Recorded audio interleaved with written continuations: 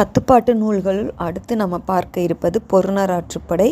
இந்த பொருணர் ஆற்றுப்படை அப்படிங்கிறது பொருணனை ஆற்றுப்படுத்துதல் என்று பொருள். இந்த பொருணர் அப்படின்னு யாருன்னு பார்த்தோம்னா பாடும் தொழிலை தொழிலாக கொண்டவர்கள் அப்படின்னு சொல்கிறாங்க. இதில் 3 வகையாக அவர்களை பிரிக்கிறார்கள்.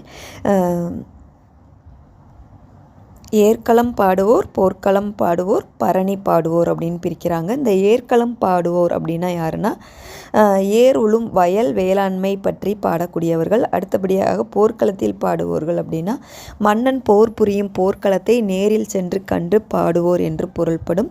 3வது பரணி பாடுவோர் அப்படின்னா ஆயிரக்கணக்கான யானைகள் கொன்ற தம் மன்னனின் வெற்றியை பாடுவது பரணி பாடுவது என்று குறிப்பிடப்படுகிறது. இந்த 3 பாடுனர்களையும் எடுத்து காண்பிக்கக்கூடிய நூல் பொருணர் ஆற்றுப்படையாகும். இதுவும் புறத்திணை நூல் என்று பாடப்படுகிறது. பாவகை வஞ்சியடைகள் கலைந்த ஆசிரிய பாவாகும். பாடிய புலவர் முடதாபக் கண்ணியார். பாட்டுடை தலைவன் கரிகாட் சோழன் ஆவார். இந்த பொருணர் ஆற்றுப்படையின் உள்ளடக்கம் அப்படின்னு பார்த்தோம்னா 7 அடி நடந்து சென்று வரவேற்றலும் வழி அனுப்புதலும் தமிழரின் பண்பாடு என்று கூறப்படுகிறது. வந்த விருந்தினரை நாம் விரும்பி ஏற்றுக்கொள்வதன் வெளிப்பாடு இது. இப்பழக்கம் பண்டைய சமுதாயத்தில் நடைமுறையில் இருந்தது.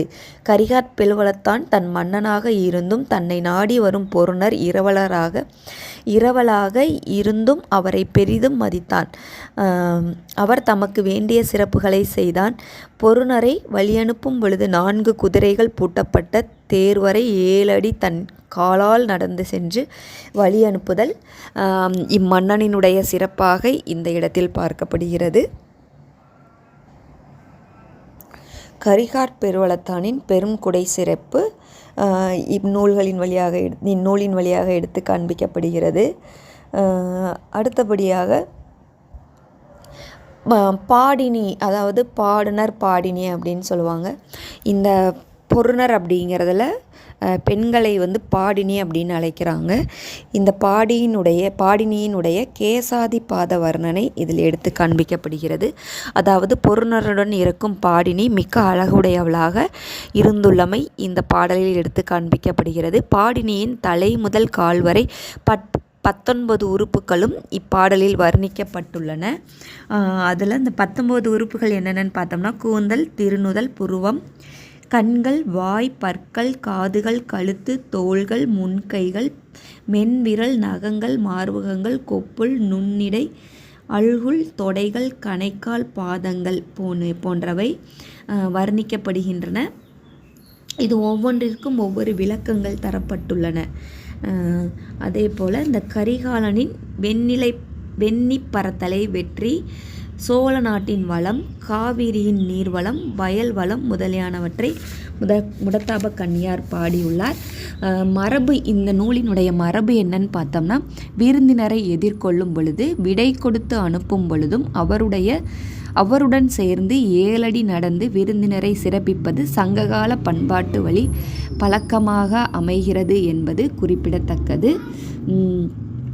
தீயோரையும் நல்லோராக மாற்றும் புத்துருவாக்க ஆற்றல் யாழிசைக்கு உள்ளது என்பதை பொருணர் ஆற்றுப்படை சுட்டிக்காட்டுகிறது. இது ஒரு முக்கியமான செய்தி. அதாவது தூயோரையும் நல்லோராக மாற்றும் புத்துருவாக்க செயல் இப்பாடலின் மூலமாக எடுத்து காண்பிக்கப்படுகிறது. மேலும் பொருணர் கையில் இருந்த பாலையாளின் இசையில் ஆறலை கள்வரும் மயங்கி தம் தொழிலை விட்டு அருளுடையவராக மாறினர் என்ற செய்தியும் குறிப்பிடப்படுகிறது. அதாவது பொருணர் கையில் இருக்கும் யாழிசையை கேட்டு கள்வர்கள் கூட உள்ளம் கனிந்துருகும் பண்புடையவர்களாக மாறும் செயல்பாடுகளை இப்பாடல் எடுத்து காண்பிக்கிறது. இவ்வாறாக பல்வேறு சொற்சுவையும் பொருட்சுவையும் மிக்க பாடல்களை இந்த பொருணர் ஆற்றுப்படை கொண்டுள்ளது. மேலும் தமிழருடைய பண்பாட்டு மரபு போற்றி சிறப்பித்து கூறப்பட்டுள்ளது. பாடினியின் கேசாத பாதி வர்ணனை மிக அழகாக எடுத்து காண்பிக்கப்பட்டுள்ளது. இவ்வாறாக தமிழனுடைய பண்பாட்டை எடுத்து எம்பும் 10 பாட்டு நூல்களுள் பொருணர் ஆற்றுப்படை ஒன்றும் என்பது இதன் மூலமாக நமக்கு புலப்படுகிறது. நன்றி.